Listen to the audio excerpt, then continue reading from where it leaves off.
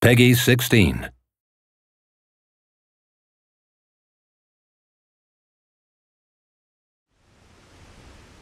Your hero's journey begins as you return from the dead, miraculously resurrected by a device known as the Well of Souls.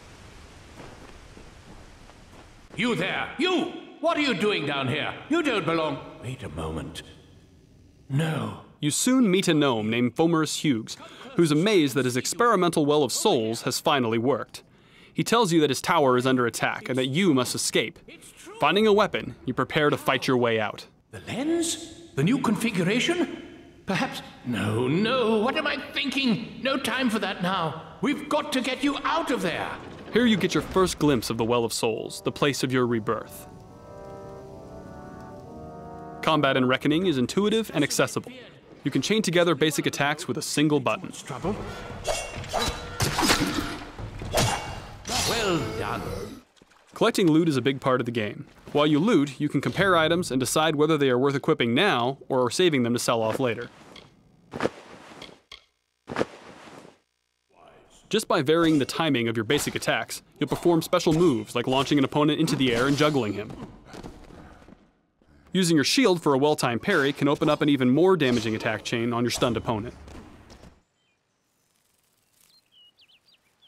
Now we've fast-forwarded to the Dalentarth region, your first introduction to the outside world of Reckoning.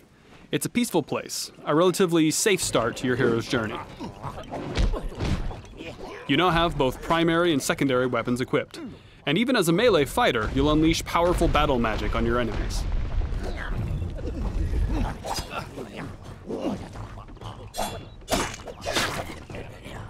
Sometimes you're rewarded with opportunities to dispatch enemies with a special Fate Shift kill.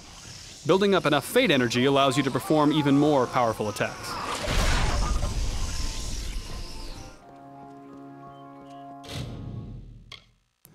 Reckoning features a robust crafting system. Here, for example, you might try your hand at sagecraft. Using this altar, you insert a magical gem into a longsword, upgrading it to a more powerful flaming sword.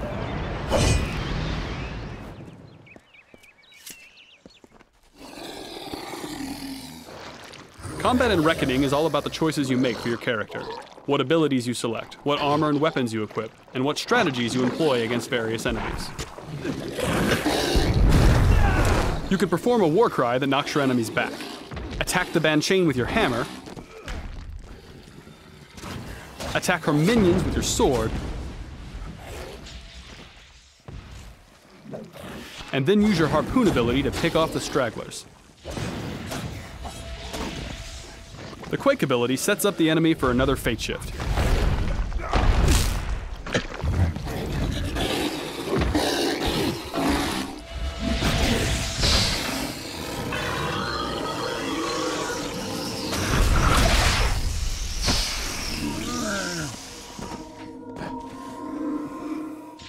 Finish off the remaining foes using the special attacks with your hammer.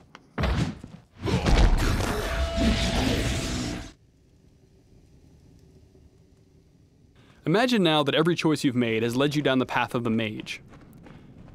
You still have a shield, but it's a magical talisman, and your parry move sets your opponent on fire. You also have these chakram weapons you can use to tear through your enemies at a range.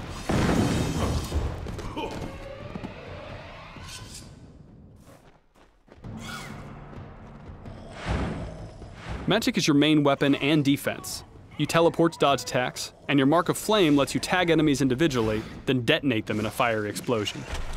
Even as a magic-focused character, you still have primary and secondary weapons. In this case, you're using an ice staff and a pair of flame chakrams.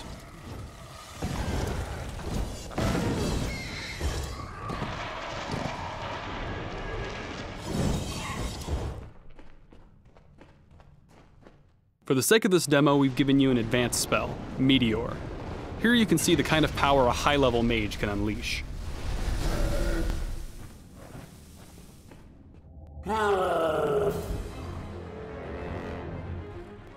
Throughout the game, you'll encounter big creatures like this Prismeer troll.